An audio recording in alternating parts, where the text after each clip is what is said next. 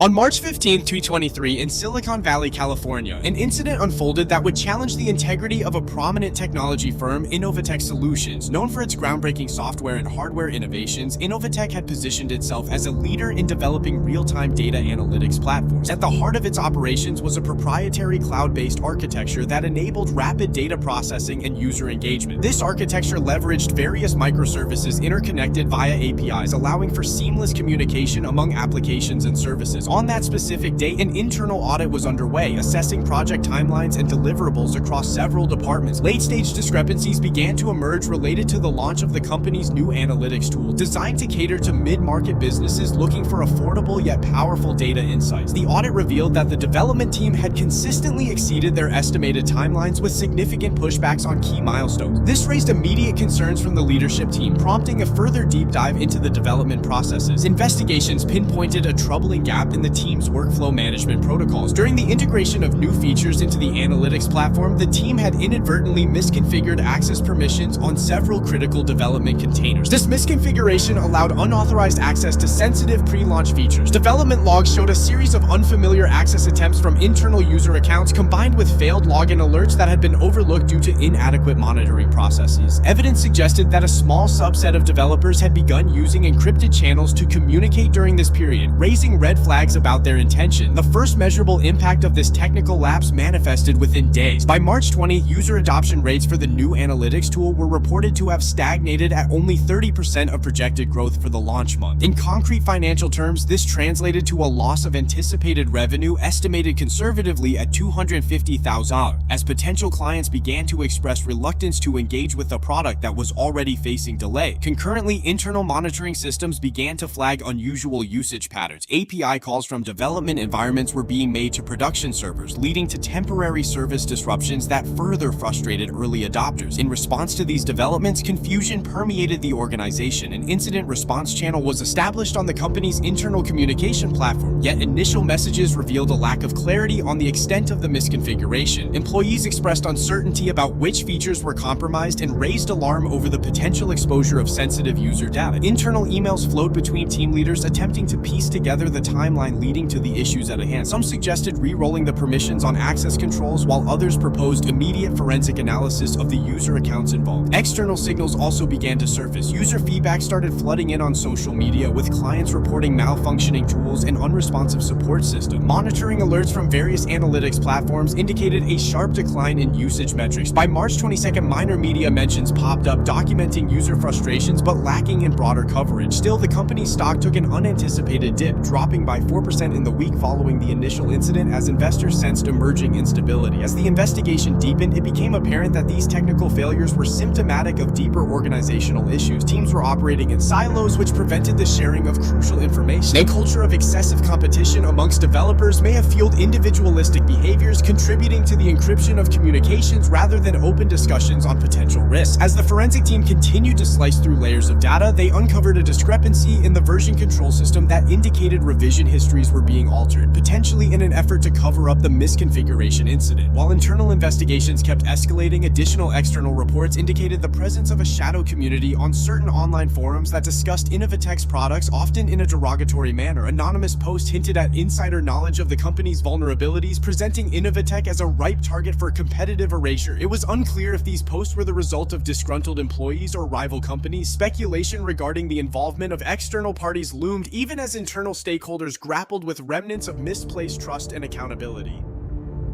Amid these growing concerns, the leadership team began to convene emergency meetings, yet delays remained in addressing the fundamental issues within the organizational structure. Initial recommendations from the security team for a comprehensive audit of internal communication practices were met with hesitance, as some feared that digging too deep might reveal complications that would reflect poorly on the company's culture and operational ethics. As the internal investigation progressed toward its critical juncture, early plans to initiate public communication efforts began to surface, but no firm decisions milestones were reached. By the end of March, tensions began to rise consistently within the development teams, making it increasingly challenging to delineate between productive troubleshooting efforts and conversations that edged toward disorder. As Innovate grappled with these internal challenges and external pressures, the implications of the initial misconfiguration continued to ripple throughout the tech firm. Questions loomed about its product roadmaps, the morale of its employees, and ultimately whether the company could retain its reputation as an industry innovator when perceived vulnerabilities were laid bare for public scrutiny. This state of uncertainty, punctuated by sporadic disruptions and internal conflicts, set the stage for a deeper inquiry into the motivations behind the initial incident. A coordinated response effort was critical, yet inconsistency remained as the organization neared a month post-initial incident without definitive resolution. Just as the investigation appeared to reach a climactic turning point, a new set of anomalies emerged within the software architecture, further complicating an already intricate path to recovery. By early April, the external pressures intensified as reports of the misconfiguration's impact became clearer. The user base continued to dwindle, with a staggering 20% decline in active clients reported by the analytics team. Financial projections were rapidly reassessed, revealing potential losses upwards of $10 million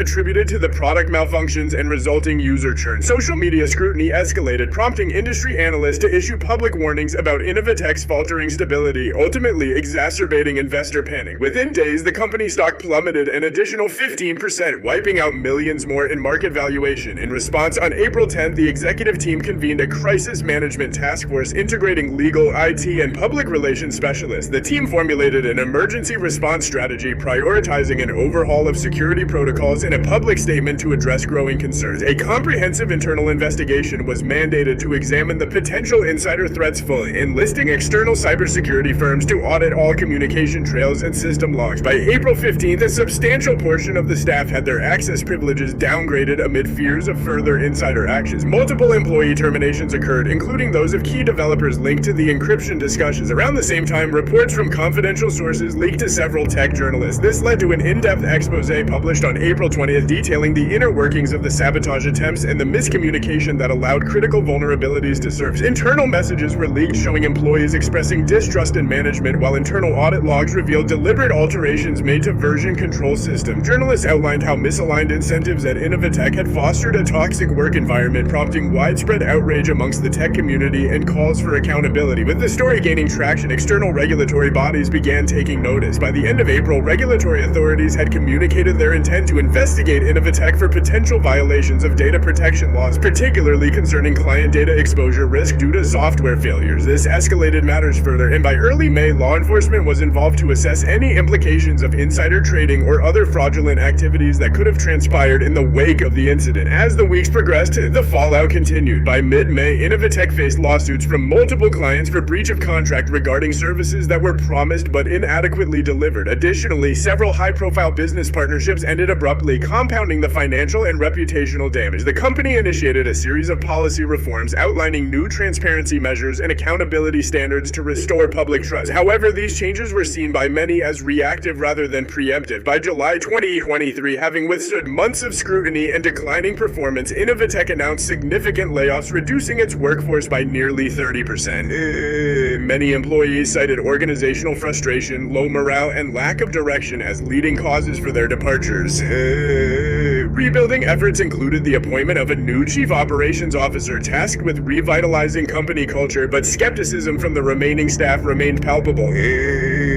As the final weeks of summer approached, Innovatech struggled to recover from the extensive damage inflicted on its reputation and operational viability. The company's stock valuation settled at an all-time low as remaining investors expressed concerns about financial instability. By late August, amidst ongoing legal battles and regulatory scrutiny, Innovatech officially declared its restructuring plan, involving a pivot towards a more service-oriented model while exiting several product lines. In conclusion, by September 2023, Innovatech's attempt to regain its footing remained only partially successful. The firm had stabilized operational costs but had lost significant market share and employee trust. The lessons learned were indelibly marked by the chain of miscommunication, self-sabotage, and insufficient crisis management. The company now focused on rebuilding its brand and integrity, though its previous aura of innovation lingered increasingly in doubt. Innovatech's final status was one of cautious optimism amid a blanket of uncertainty lingering in the tech landscape.